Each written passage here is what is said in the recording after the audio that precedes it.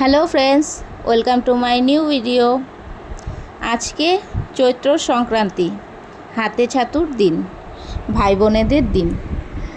তো আজকে আমাদের বাড়িতে হাতে ছাতুর নিয়ম। সকালে ঘুম থেকে উঠেই বাচ্চারা আগে রেডি হয়ে যায়, কারণ বোনেরা বসে থাকে ভাইদের হাতে ছাতু দেওয়ার জন্য। বোনেরা কিন্তু প্রত্যেকবার তাই করে, সব বোনেরা লাইন দিয়ে হাতে ছাতুর জন্য বসে থাকে। কিন্তু ওই ভাইদের ঘুম থেকে ওঠার সময়টাই হয় না। অ্যাকচুয়ালি কি বলো তো, ওরা অনেক রাত পর্যন্ত পড়াশোনা করে, তো সকালে উঠতেই পারে না সবাই। তো ওর জন্য ওদের একটু দেরি হয়ে যায়। বোনেরা প্রত্যেক বছর এইভাবে বসে থাকে রেডি হয়ে ভাইদের জন্য। তো আস্তে আস্তে ওরা রেডি হয়ে আসে এক এক করে।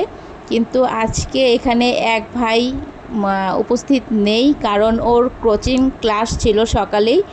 আর এখন তো জানোই ওদের পড়াশোনাটা কতটা ইম্পর্ট্যান্ট। তো হাতে ছাতুর জন্য ও আর থাকতে পারেনি। আজকে ওর ক্লাস ছিল, তো সকালে চলে গেছে বড়দার ছেলে। আর এখানে আমাদের বাড়ির সব বাচ্চারাই আছে।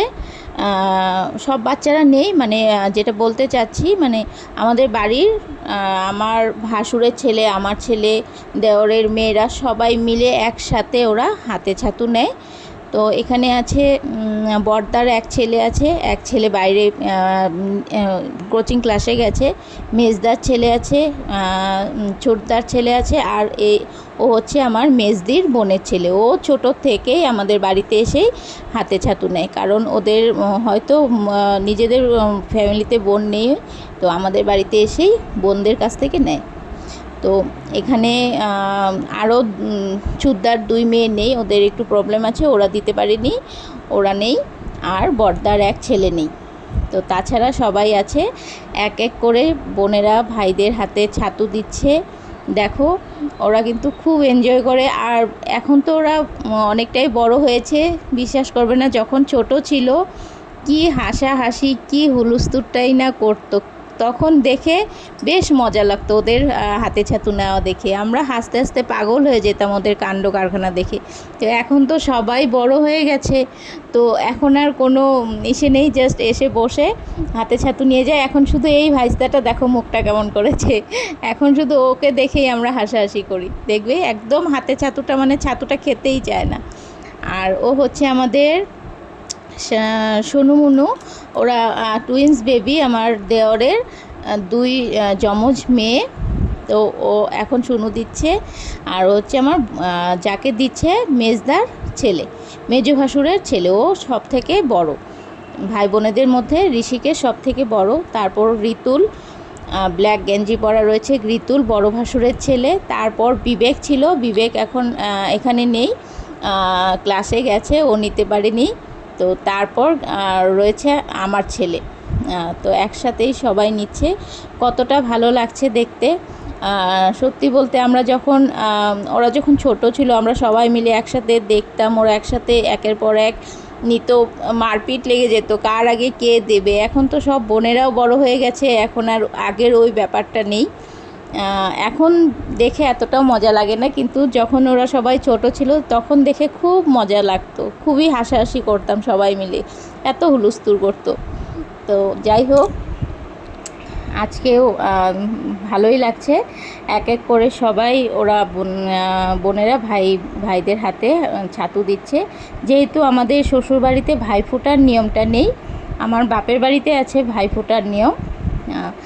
আমরা বিয়ের আগে দিয়েছি, বিয়ের পর আর যাওয়া হয়নি, কিন্তু বিয়ের আগে দিয়েছি। আমার যেহেতু নিজের ভাই নেই, কিন্তু আমার কাকাতো ভাই আছে, কাকা ছেলেদেরকেই দিতাম। তো বিয়ের পর আর যাওয়া হয়নি। তো আমার আবার শ্বশুরবাড়িতে ভাইফোঁটার নিয়ম নেই, শ্বশুরবাড়িতে হাতে ছাতুরই নিয়ম। তো সকাল সকাল ঘুম থেকে উঠেই সবাই রেডি হয়ে যায়, ওরা বাচ্চারা হাতে ছাতু নেওয়ার জন্য।